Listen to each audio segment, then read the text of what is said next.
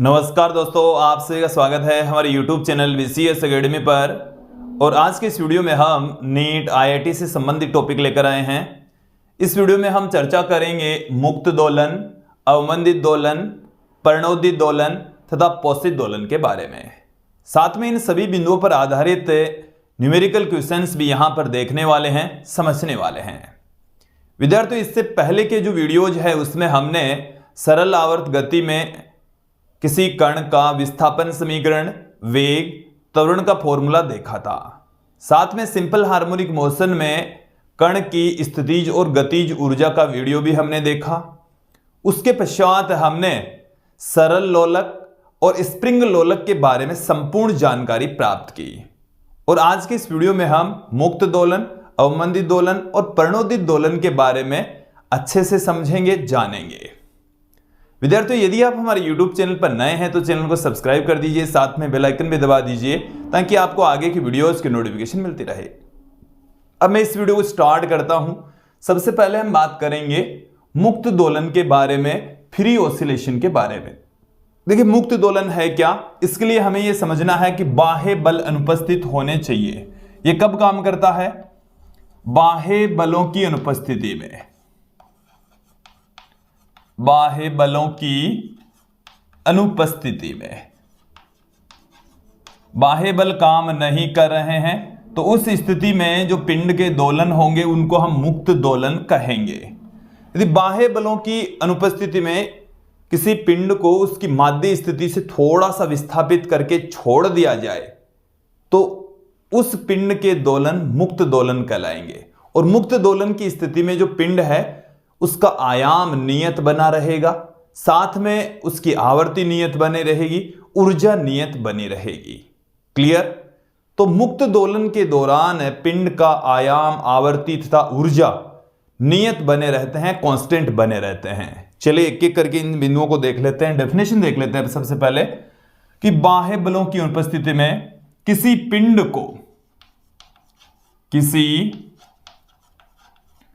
पिंड को, माध्य स्थिति से थोड़ा सा विस्थापित करके, माध्य स्थिति से थोड़ा सा विस्थापित करके छोड़ दिया जाए तो पिंड नियत आयाम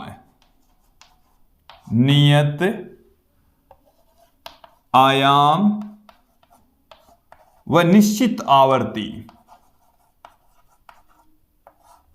आयाम नियत होना चाहिए, आवर्ती निश्चित होनी चाहिए, आवर्ती के साथ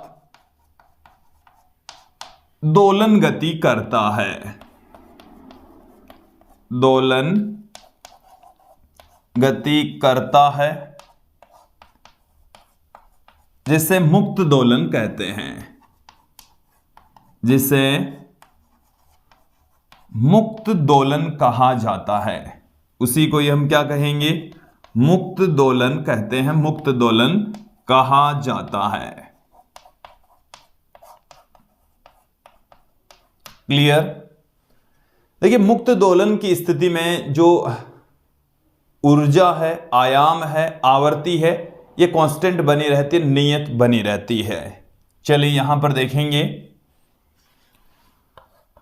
कि मुक्त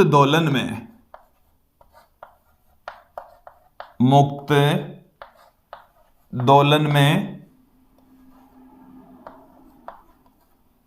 पिंड का आयाम, आवर्ती और ऊर्जा नियत बनी रहती है, नियत रहते हैं। यहां से आप ध्यान दें, ये हमारे पास में एक निकाय है और एक पिंड है और उस पिंड की दोलन गति के लिए विस्थापन और समय के बीच में हम वक्र खींच रहे हैं। यहां पर ध्यान दें, ये प्लस में a आयाम है, ये माइनस में a आयाम है, ये 0 आयाम है और इधर है समय t। ये इस तरीके से इनके आयाम होंगे। आयाम समय के रेस्पेक्ट नियत रहेगा, कांस्टेंट रहेगा। क्लियर? स्पष्ट हो जाना चाहिए, समझ में आ जाना चाहिए।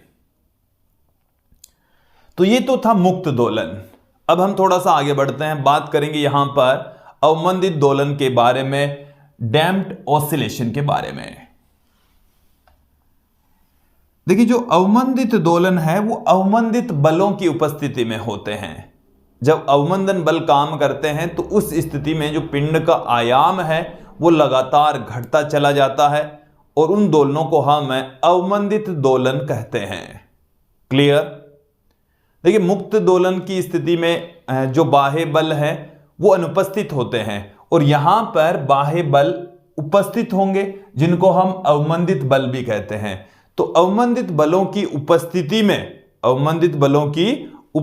में पिंड का आयाम लगातार घटता जाता है तथा उस स्थिति में जो दोलन है वो अवमंदित दोलन कहलाते हैं। क्लियर? तो देखिए डेफिनेशन क्या है। अवमंदित बलों की उपस्थिति में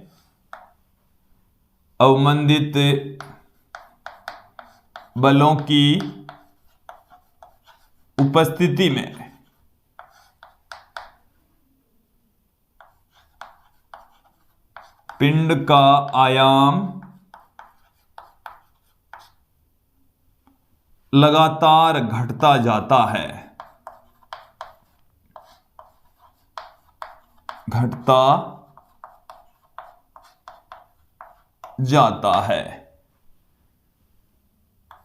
इस स्थिति में दोलन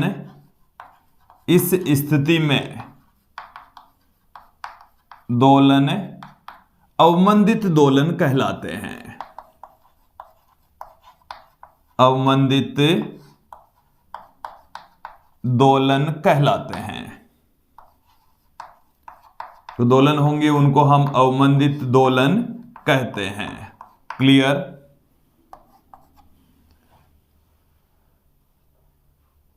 अब देखिए कि बात करते हैं यहां पर कि अवमंदित बल है कौन से, अवमंदित बल होंगे कौन से। तो अवमंदन बल है क्या?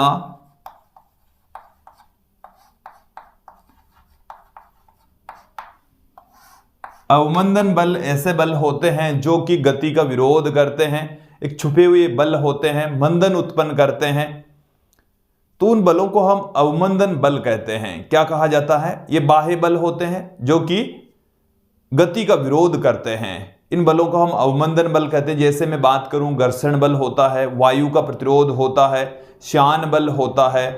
तो ये सब जो बल हैं वो सारे के सारे कौन से बल हैं? अवमंदन बल हैं। कौन से बल हैं? अवमंदन बल होते हैं विद्यार्थियों। तो यहां पर आप ध्यान दें, डेफिनेशन क्या है अवमंदन बलों की कि वे बाह्य बल, मैंने अभी जो बताया वही है। डेफिनेशन में आपके सामने पुट कर देता हूं कि वे बाह्य बल जो दोलन गति में अवरोध उत्पन्न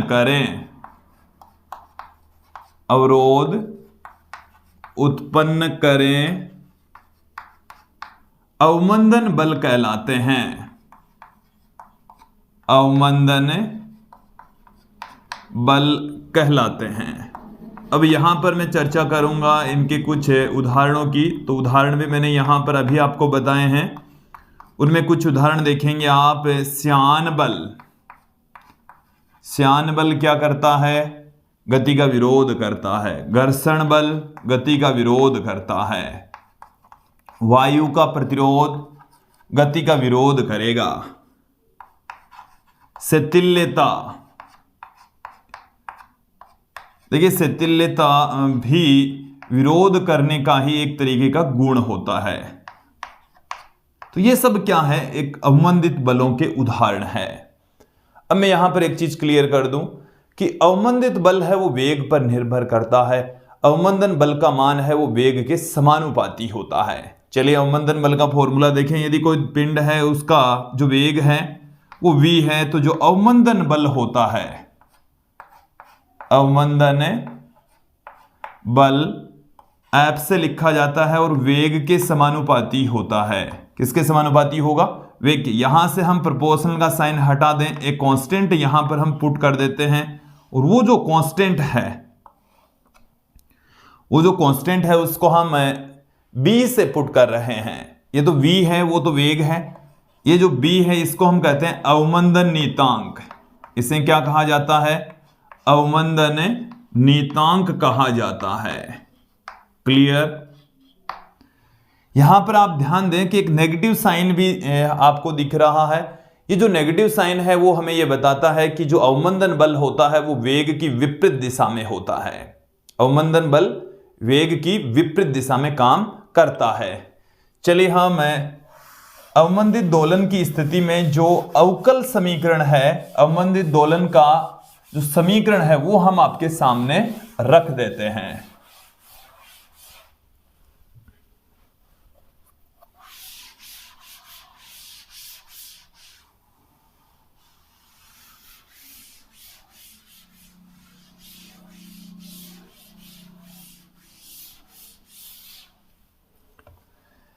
यहां से आप ध्यान देंगे कि जो पिंड लोलक होता है उसके ऊपर दो बल काम करेंगे, एक प्रत्यानयन बल और दूसरा अवमंदन बल। तो कुल जो बल होंगे यहां पर दो होंगे। F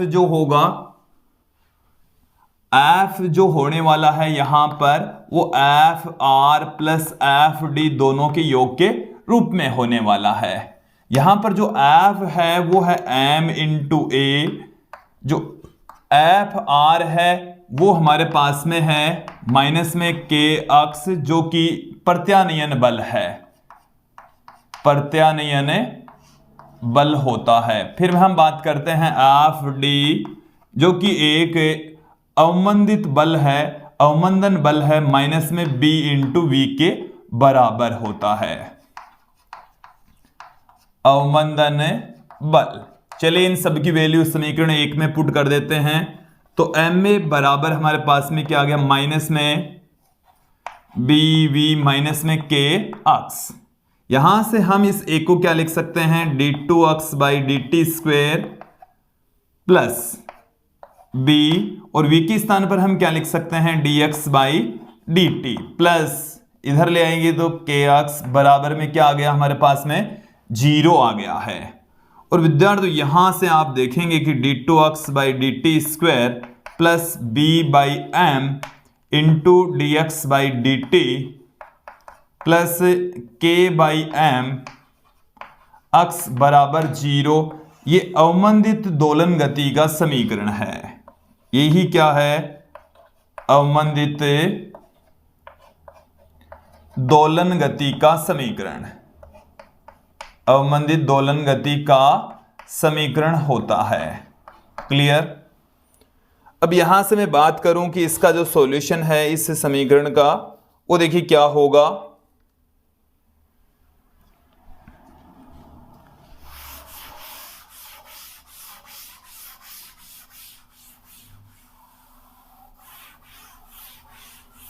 अवमंदित दोलन गति के समीकरण को हमने प्राप्त कर लिया है, और इस समीकरण का जो हल है वो देखें। अक्स बराबर हम लिख देंगे X m exponential minus B T upon में 2m, फिर साइन ओमेगा डेस टी प्लस फाई। ये इस दोलन गति के समीकरण का हल है। अब देखिए यहां पर आप ये जो राशि देख रहे हैं इसका आयाम होता है, तो अवमंदित दोलन में आयाम है, अवमंदित दोलन में आयाम, अवमंदित दोलन में जो आयाम है विद्यार्थी, वैसे तो इनका जो सॉल्यूशन है वो हमने यहां पर आप रखकर देखेंगे इस इक्वेशन में, तो उसको ये सेटिस्फाई करेगा। लेकिन इसको निकालने का जो निकालने के लिए कक्षा 12 तक नहीं है, ये कॉलेज लेवल का टॉपिक है एक तरीके से, इसको फाइंड आउट कहाँ करते हैं, कॉलेज में करते हैं। तो यहां पर अवमंदित दोलन का जो आयाम है वो क्या हो जाएगा, आयाम को हम ऐसे पुट करते हैं जो कि x m exponential minus B upon में 2m इंटू टी ये होता है। ए बराबर x m exponential minus b by 2m into t. इसी प्रकार से मैं बात करूं अवमंदित दोलन में, अवमंदित दोलन में ऊर्जा, अवमंदित दोलन में जो ऊर्जा है वो ऊर्जा को हम ई से पुट कर दें, E M exponential minus B upon में टी, बी अपॉन में एम इंटू में टी। यहां से आप इन दोनों से ही देखेंगे कि अवमंदित दोलनों के अंदर आयाम तथा ऊर्जा दोनों ही चरघातांकी रूप से डिक्रीज होती है। दोनों ही क्या होगी, चरघातांकी रूप से डिक्रीज होती है। मैं आपको अभी बताऊंगा किस तरीके से डिक्रीज होगी। यहां से क्या स्पष्ट हो रहा है कि अवमंदित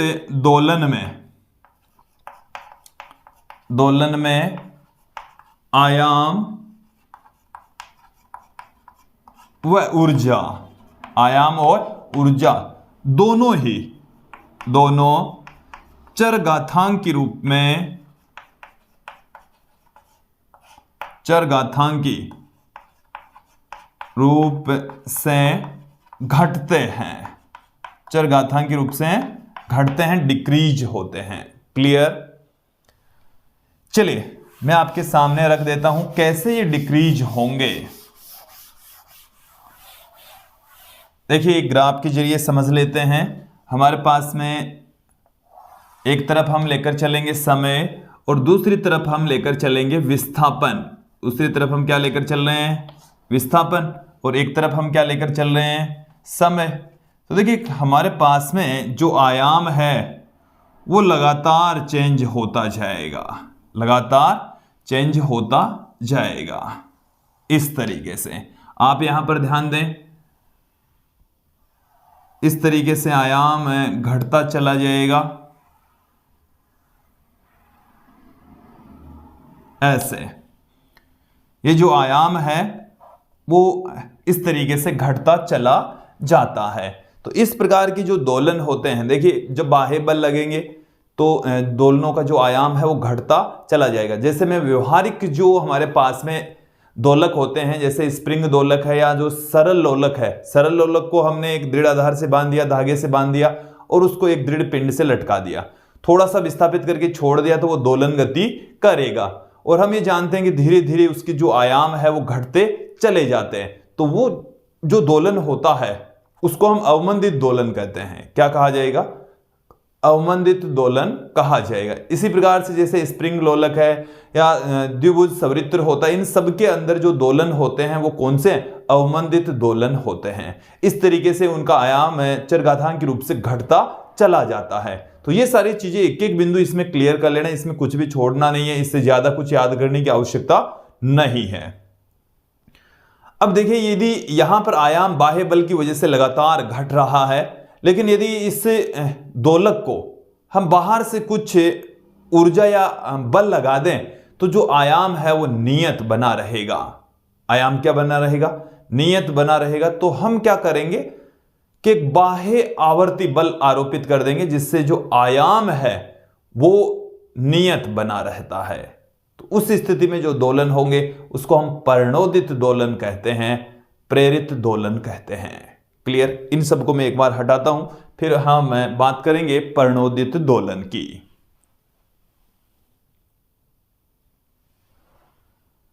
अब यहां पर हम चर्चा करते हैं प्रणोदित दोलन के बारे में, फोर्स्ड ऑसिलेशंस।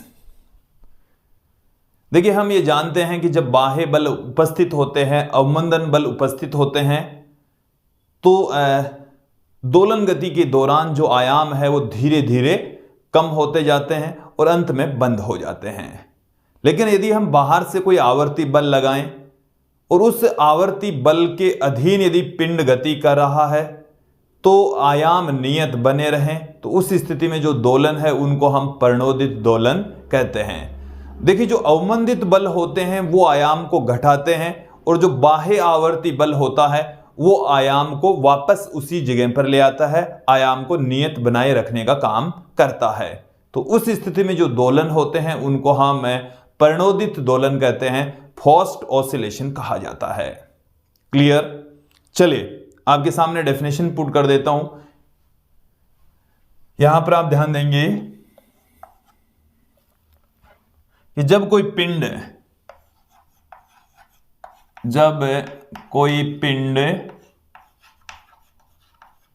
बाह्य आवर्ती बल के अधीन गति करता है, बाह्य बल होना चाहिए लेकिन वो आवर्ती बल होना चाहिए, बल के अधीन, बाह्य आवर्ती बल के अधीन दोलन करता है, दोलन करता है, तो उस स्थिति में जो दोलन है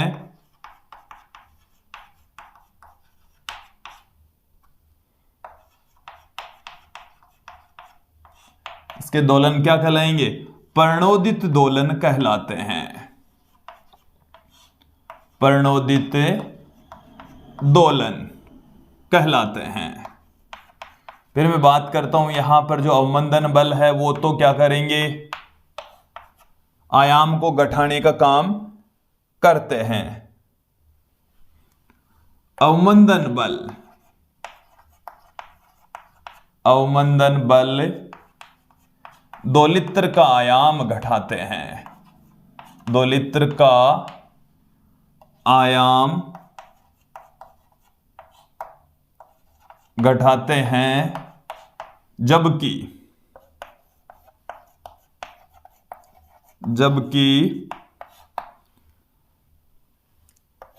आयाम को घटाएंगे, जबकि बाह्य आवर्ती बल,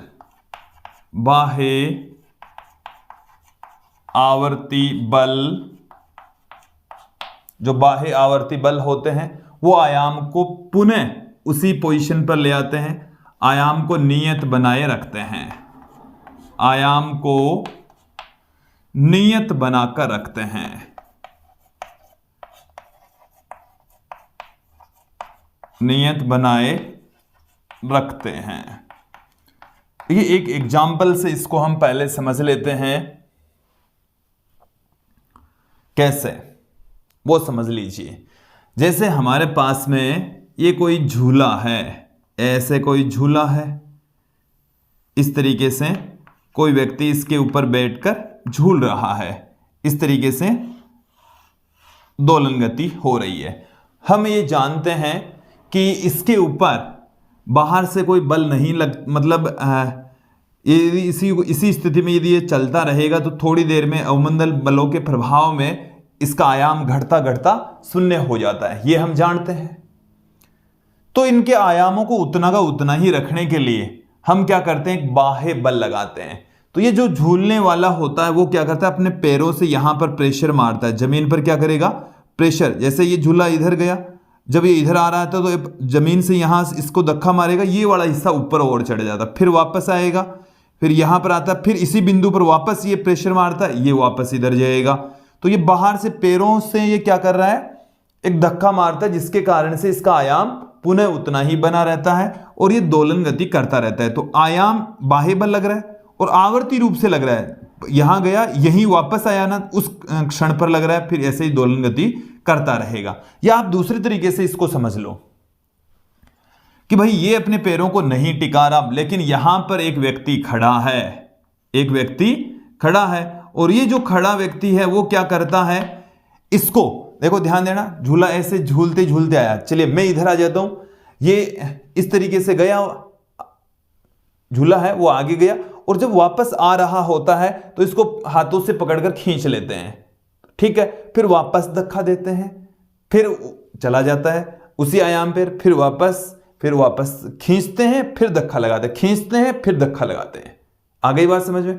तो जो आयाम है वो नियत बना रहता है। आयाम क्या बना रहेगा? नियत। और यहां पर बाह्य बल चाहे ये काम कर सकता है या अपने पैरों से काम कर सकता है, दोनों ही स्थितियां संभव है। तो यहां पर ये जो खींच रहा है तो इस बल को आप धनात्मक कह दो, धक्का लगा रहा है उसको ऋणात्मक कह दो। तो खींच रहा है धनात्मक ऋणात्मक इस तरीके से बल लग रहा है और आवर्ती रूप से लग रहा है। देखो यहां पर गया और वापस जब आया ना तब ये बल काम करता है। तो इस स्थिति में जो बल काम करता है बाह्य आवर्ती बल होता है वो ज्यावक्रीय या कोज्यावक्रीय के रूप में होता है, साइन या कोस के रूप में बाह्य बल होता है, क्योंकि वो भी एक आवर्ती बल ही होता है। तो ज्या और कोज्या के रूप में जो बल होते हैं वो आवर्ती के रूप में ही होते हैं। क्लियर? तो यहां पर एक चीज तो क्लियर हो गई है कि इसकी आवर्ती और इस बाह्य बल की आवर्ती सेम होनी चाहिए। दोलित्र की जो स्वाभाविक आवर्ती है वो इसकी बाह्य दोलित्र की आवर्ती, दोलित्र जिस आवर्ती से दोलन गति कर रहा है वो आवर्ती तथा बाह्य बल की जो आवर्ती है वो क्या होती है, सेम। चलिए आपके सामने मैं पुट कर देता हूं इसको भी कि प्रणोदित दोलन में अवमंदित दोलक की आवर्ती, प्रणोदित दोलन में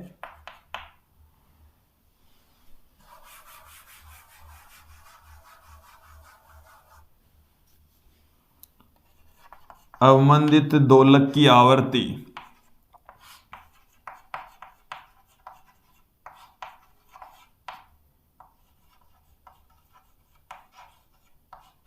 अवमंदित दोलक की आवर्ती बाह्य बल की आवर्ती के बराबर होती है, बाह्य बल की आवर्ती के बराबर होती है, बराबर होती है। क्लियर? अब मैं यहां पर बात करता हूं कि जो बाह्य बल होता है वो किस रूप में होता है। तो मैंने अभी आपको बताया कि कोस या साइन के रूप में उसको लिखा जाएगा। तो देखिए प्रणोदित दोलन में प्रभावी बल कौन कौन से बल काम करते हैं ये देख लीजिए। प्रणोदित दोलन में बल कौन कौन से बल काम करते हैं। पहला जो बल है वो तो है प्रत्यानयन बल, ये तो काम करता ही करता है। और प्रत्यानयन जो बल होता है उसको हम Fr से पुट करते हैं, रिस्टोरिंग फोर्स इसको कहा जाता है। और ये होता है माइनस में K अक्ष के बराबर। फिर एक और बल काम करता है यहां पर अवमंदन बल, और अवमंदन बल को हम Fd से पुट करेंगे। और ये जो अवमंदन बल होता है वो माइनस में B इंटू वी के, ये जो K है वो प्रत्यानयन बल नियतांक और जो B है वो अवमंदन नियतांक कहलाता है, V वेग है, अक्ष विस्थापन है। और तीसरा जो बल होता है वो बाह्य आवर्ती बल होता है, बाह्य आवर्ती बल, बाह्य आवर्ती बल। और जो बाह्य आवर्ती बल है इसको हम F से या मैं कैपिटल F से इसको पुट कर दूं जो कि F नोट, इसको भी बाह्य ई अक्स, बाह्य एक्सटर्नल से लिख देता हूं मैं, जो कि cos ओमेगा डी टी से लिखा जा सकता है। ठीक है, ये प्लस में है, वो दोनों ही माइनस में है। वो वेग की विपरीत दिशा में होते हैं, ये वेग की दिशा में होता है, इसलिए ये प्लस में है। क्लियर? विस्थापन और वेग की दिशा में होते हैं जबकि वो अपोजिट डायरेक्शन में होते हैं। तो यहां पर देखें दोलक पर बल, दोलक पर बल, तो कुल बल कितना काम करेगा, F बराबर F R plus F D plus F बाह्य आवर्ती बल।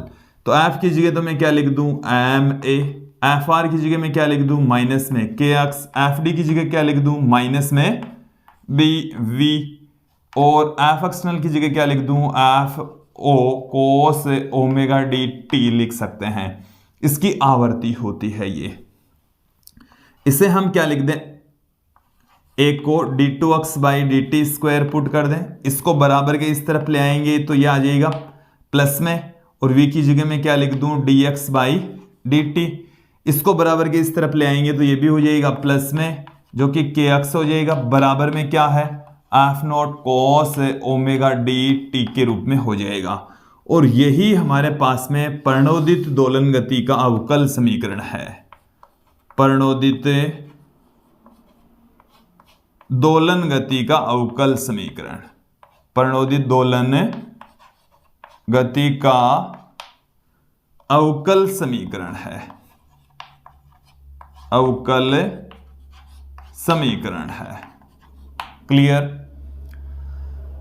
देखिए विद्यार्थी, यहां तक आपको अच्छे से समझ में आ जाना चाहिए। अब मैं यहां पर बात करता हूं अनुनाद, रेजोनेंस की। देखिए एक स्थिति इसमें ऐसी भी होती है जब जो स्रोत है, दोलक है, उसकी आवर्ती और बाह्य जो बल लग रहा है उसकी आवर्ती जब बराबर हो जाती है तो दोलक के आयाम बहुत ज्यादा बढ़ जाते हैं और उस स्थिति को हम अनुनाद की स्थिति कहते हैं। उस स्थिति को क्या कहा जाता है? अनुनाद की स्थिति कहा जाता है। चलिए अनुनाद की स्थिति समझें।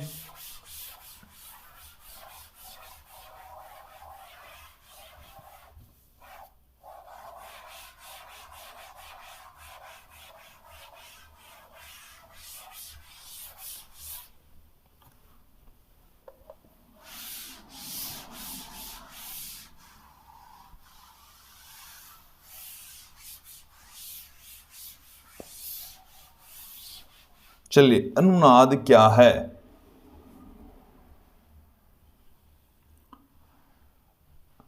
कि जो दोलन गति कर रहा है दोलक, उसकी स्वाभाविक आवर्ती और बाह्य बल की आवर्ती जब सेम हो जाती है तो दोलक का आयाम बहुत ज्यादा बढ़ जाता है और उस स्थिति को ही हम क्या कहते हैं? अनुनाद कहते हैं। चलिए इसको देखें। अनुनाद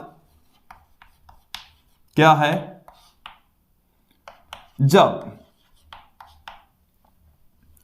जब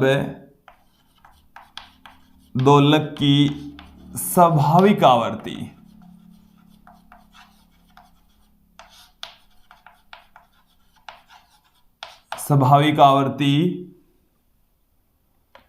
बाह्य आवर्ती बल की आवर्ती के बराबर, बाह्य आवर्ती बल की आवर्ती के बराबर हो जाए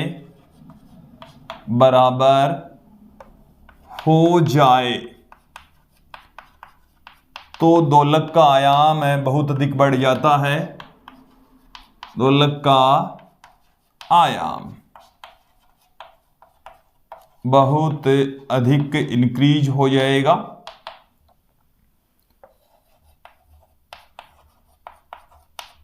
बहुत अधिक बढ़ जाता है। इस स्थिति को अनुनाद कहते हैं। इस स्थिति को अनुनाद कहते हैं। इस स्थिति को हम क्या कहते हैं? अनुनाद कहते हैं। क्लियर?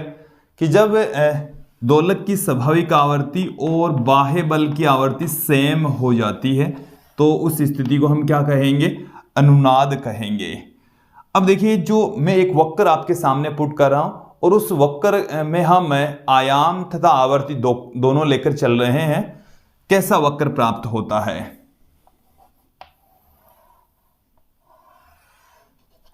तो एक तरफ तो मैं लेकर चल रहा हूं यहां पर x नॉट और यहां पर हमारे पास में ये है f नॉट अपॉन में k, और दूसरी तरफ हम लेकर चल रहे हैं आवर्ती।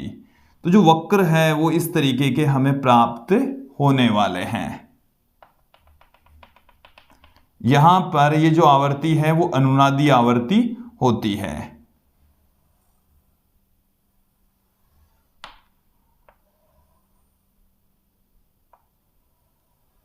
ये हमारे पास में तीन स्थितियां हैं। ये है निम्न अवमंदन, निम्न और उच्च। ठीक है, ये क्या है? अवमंदन पर। तो जब अवमंदन बहुत ज्यादा होता है, उच्च होता है, तब जब निम्न अवमंदन होता है, नगण्य अवमंदन होता है, तब जो आयाम है वो ज्यादा होगा। और अनुनाद की स्थिति पर देखो, ये पीक पॉइंट, ये वाला जो शिखर है वो अनुनाद की स्थिति में होगा, अनुनादी आवर्ती के ऊपर सर्वाधिक आयाम होने वाला है। ठीक है, और यदि आप अवमंदन को जैसे जैसे घटता है और वैसे वैसे भी आयाम बढ़ता चला जाता है। क्लियर, ये स्पष्ट हो जाना चाहिए। अब मैं यहां पर बात करता हूं पोषित दोलन की। तो देखिए, हम ये जानते हैं कि पोषित दोलन क्या है। हमने ये पढ़ा कि जब अवमंदन बल काम करता है तो आयाम लगातार घटता चला जाता है। आयाम क्या हो जाएगा? लगातार घटता चला जाएगा। हमने मुक्त दोलन में पढ़ा कि बाह्य बल नहीं लगते, और बाह्य बल जब नहीं लगते हैं तो आयाम, आवर्ती और ऊर्जा तीनों ही नियत बने रहेंगे। और जब बाह्य बल काम करेंगे तो आयाम घट जाएगा, और आयाम को उसी के बराबर रखने के लिए हम बाह्य बल लगाते हैं, बाह्य आवर्ती बल लगाते हैं। ठीक है, और ऊर्जा जब घटती है तो बाहर से ऊर्जा दी जाती है, और उस स्थिति में जो दोलन होते हैं उसको हम पोषित दोलन कहते हैं। देखिए, पोषित दोलन कि दोलक की ऊर्जा लगातार घटती है और बाह्य स्रोत के द्वारा अवमंदन बलों की उपस्थिति में, अवमंदन बलों के कारण दोलक की ऊर्जा लगातार घटती है। दोलक की ऊर्जा लगातार घटती है तो बाह्य स्रोत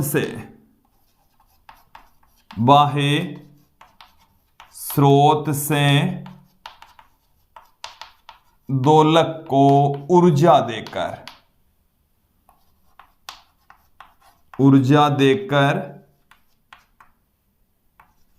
उसकी कुल ऊर्जा को नियत बनाकर रखा जाता है।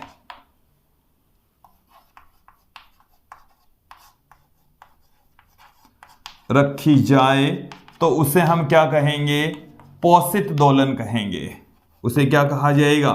पोषित दोलन कहा जाएगा।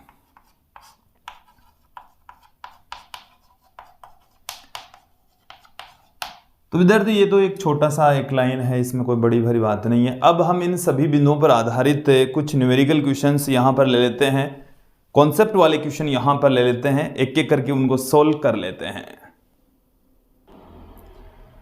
कुछ क्वेश्चंस हमारे सामने हैं, एक एक करके इनको सोल्व कर लेते हैं। सबसे पहले क्वेश्चन देखिए कि दो सरल आवर्त गतियां निम्न समीकरण द्वारा प्रदर्शित है। y1 बराबर 5 sin 2πt plus √3 cos 2πt, और दूसरी जो इक्वेशन है y2 बराबर 5 sin 2πt प्लस π/4।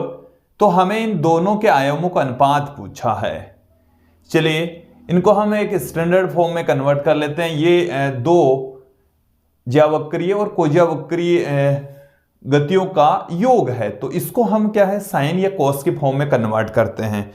दोनों को सेम ही रूप में लिखने वाले हैं। चलिए यहां से देखें आप, मैं इसको क्या लिख दूं, y1 बराबर, ध्यान देंगे आप, मैं इसको ऐसे पुट कर दूं, 2 से ऊपर गुणा कर दूं और 2 से ही भाग लगा दे, तो 1/2 साइन 2πt प्लस में √3/2 cos 2πt। इसे हम क्या लिख दें, 10 1/2, और ये जो वैल्यू होती है 1/2 ये होती है cos 30 डिग्री की, cos 30 डिग्री, फिर प्लस में √3/2 ये होती है साइन 30 डिग्री की, तो cos 2πt। तो इसे हम क्या लिख सकते हैं, तो y1 बराबर हमें क्या मिल रहा है, 10 sign 2πt plus 30 degree. 30 degree का मतलब क्या हो गया, π/6। हमारे पास में यहां से y2 बराबर क्या है, ये पड़ा 5 साइन 2πt प्लस π/4। तो यहां से इसका आयाम है ये a1/a2 बराबर क्या आ जाएगा, 10/5 2:1 आ जाएगा। इनके आयामों का अनुपात क्या आ गया, 2:1। जो नेक्स्ट क्वेश्चन है कि दो सरल आवर्त गति के समीकरण हमें यहां पर दे रखे हैं y1 बराबर, चलिए देखें, इसको मिटा देता हूं। हमें y1 और y2 दो इक्वेशन यहां पर दे रखी है, तो उनका परिणामी आयाम हमें यहां पर पूछा है। देखिए y1 कितना दे रखा है, y1 बराबर हमें दे रखा 4 sin 4 pi T plus pi by 2, और y2 बराबर हमें दे रखा है 3 cos 4 पाई टी। क्लियर? इसे हम और क्या लिख सकते हैं, इसे हम लिख सकते हैं 3 sin 4 pi T plus pi by 2। तो आप यहां पर देखेंगे इन दोनों इक्वेशन के मध्य जो कलांतर है वो शून्य है। यहां पर a1 है वो है 4, a2 है वो हमारे पास में 3, और दोनों के बीच में जो कलांतर है वो है 0। तो परिणामी जो आयाम है वो हमें यहां पर पूछा है, तो a1 square plus a2 square plus 2a1 a2 cos phi का रूट ये होगा। तो यहां से हमारे पास में क्या आ जाएगा, a1 का मान कितना 3, यही है 4, क्या फर्क पड़ेगा वैसे तो 2 गुणा 4 गुणा 3 cos 0, ठीक है। देन यहां से हमारे पास में क्या आ जाएगा 4 का स्क्वायर प्लस 3 का स्क्वायर प्लस, चलिए मैं वैल्यू लिख देता हूं, ये तो क्या आ गया हमारे पास में 16 प्लस 9 प्लस 12 को 2 से गुणा करेंगे, ये आ गया हमारे पास में अंडरूट में 49, और आयाम हमारे को मिल जाएगा 7। आयाम कितना मिल गया है, 7 मिल गया है। ऑप्शन ए यहां पर सही होने वाला है। नेक्स्ट क्वेश्चन देखें कि समान आवर्तियों, असमान आयामों तथा पाई बाई 2 कलांतर की दो आयताकार सरल आवर्त गतियों का परिणामी है। इनमें से कौन सा है परिणामी, जिनकी आवर्तियां समान है जबकि आयाम भिन्न भिन्न है, और दोनों के बीच में जो कलांतर है वो हमारे को दे रखा है पाई बाई 2, ठीक है। देन यहां से पहली जो इक्वेशन है वो मैं कंसीडर कर लूं, हमारे पास में पहली जो इक्वेशन है y1 बराबर a1 साइन ओमेगा t है, और दूसरी y2 बराबर a2 sine omega t plus pi by 2 है, ठीक है। ये हमारे पास में है। अब हम देखते हैं यहां पर कि दोनों गतियों का परिणामी, तो यहां से मैं क्या लिख दूं, साइन ओमेगा टी बराबर में पुट कर दूंगा y1 अपॉन में a1। यहां से इसको हम क्या लिख दें, y2 बराबर a2 cos ओमेगा t लिख सकते हैं, cos ओमेगा t। तो cos ओमेगा t बराबर क्या आ जाएगा, y2 अपॉन a2। इसे मैं दे दूं इक्वेशन नंबर 1, इसे मैं दे दूं इक्वेशन नंबर 2। समीकरण 1 और 2 का वर्ग करके जोड़ने पर, 1 और 2 का वर्ग करके जोड़ेंगे क्या आ जाएगा, sine square omega T plus cos square omega T बराबर y1 square upon a1 square plus y2 square upon a2 square. ये वाली जो वैल्यू है वो हो जाती है 1, तो y1 square upon a1 square plus y2 square upon a2 square बराबर 1, जो कि एक दीर्घवृत्त का समीकरण है। किसका समीकरण है, दीर्घवृत्त का समीकरण है। तो यहां पर जो गति होगी दीर्घवृत्ताकार होने वाली है। तो विद्यार्थी ये था आज का हमारा वीडियो, थोड़ा छोटा वीडियो है। मुझे उम्मीद है आराम से ये जो टॉपिक है वो समझ में आ गए होंगे। अब हम सिंपल हार्मोनिक मोशन पर आधारित कुछ क्वेश्चंस यहां पर और देखने वाले हैं। नेक्स्ट वीडियो में हम एक एक करके उनको सोल्व करेंगे, देखेंगे, समझेंगे। आज के इस वीडियो में इतना ही। धन्यवाद दोस्तों।